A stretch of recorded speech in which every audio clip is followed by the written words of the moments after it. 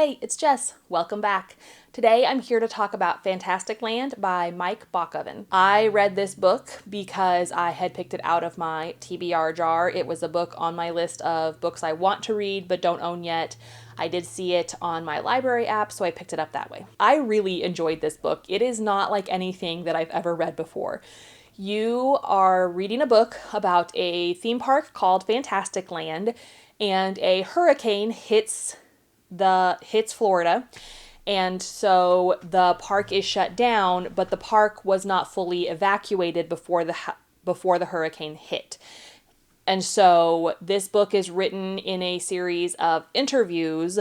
You are hearing from people, like the beginning chapters are people who are in the Red Cross. They're talking about what happened with the hurricane. Why wasn't Fantasticland evacuated at the beginning? You are talking to engineers of the park, kind of how it's set up and how it came to be.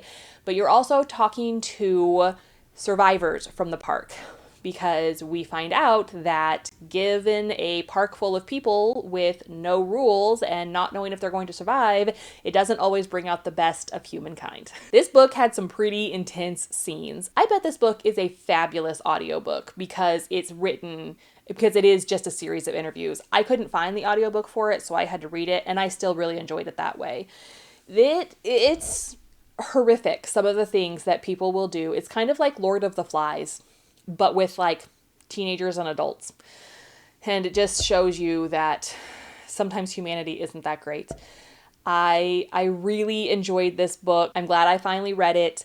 This is one that, even though I've read, I wouldn't mind having a copy for myself. I'd like to reread this book because it was just, I don't know, so fascinating and such a unique story. Again, I'd never read anything like this before. Very gripping. I wanted to know what was going to happen, and it was just a wonderful story, and it was told so wonderfully. So now I want to know, have you read this book? What did you think? All right, I'll talk to you later. Bye. Hey, it's Jess. Welcome back. Today, I'm here to talk about Wrong Place, Wrong Time by Gillian McAllister. This book is what I read for the Buzzword Readathon hosted by Books and Lala on YouTube for the month of June. The prompt that month was repeating words, and so wrong place, wrong time. Those are repeating words, so that's why I chose this book. I ended up liking this a lot more than I thought that I would. In this book, you are following Jen. One night she is up waiting for her son Todd to get home and sees him outside in the street. She and her husband Kelly go outside, and Todd is talking to another man and then stabs him.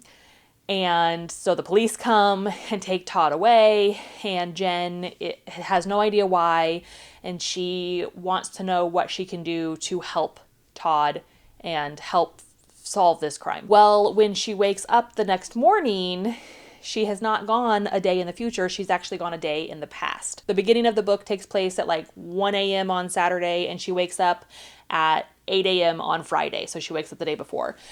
And she continues to wake up, and instead of going forward or instead of repeating the same day over and over, she keeps going back in time.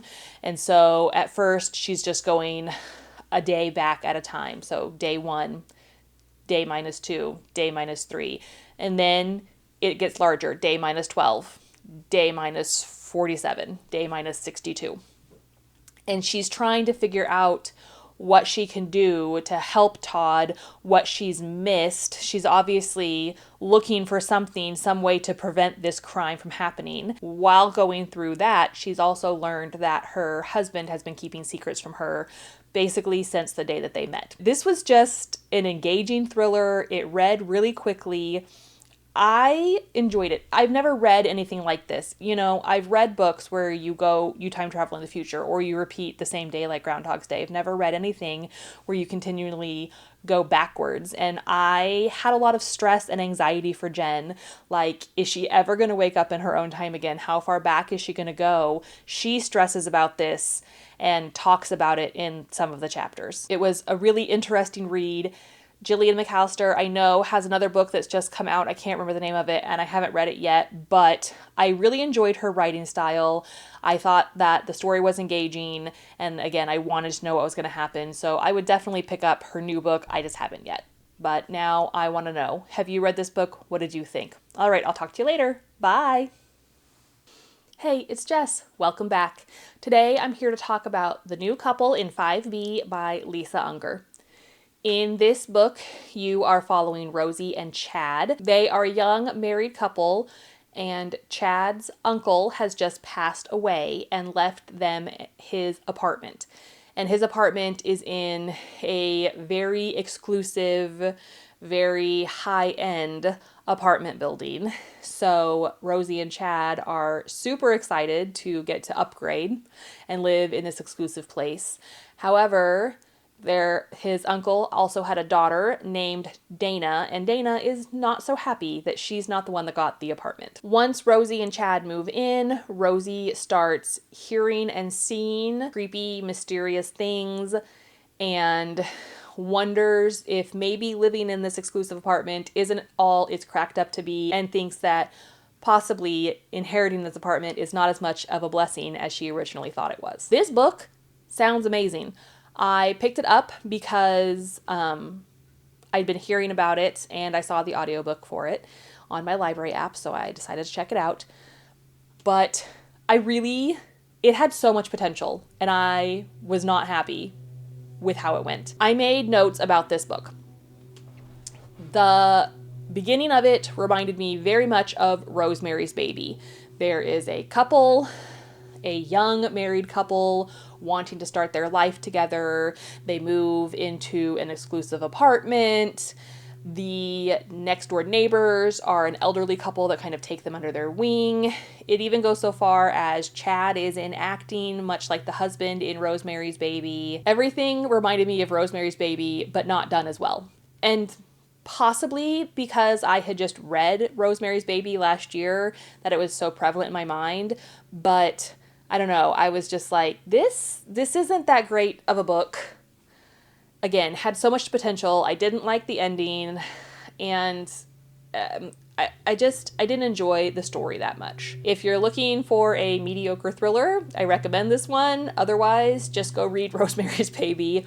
Or if you're looking for another book that is about a couple that moves into, an exclusive apartment that leans more towards the horror side, I recommend Nestlings by Nat Cassidy. I read that last fall, and that was an amazing book.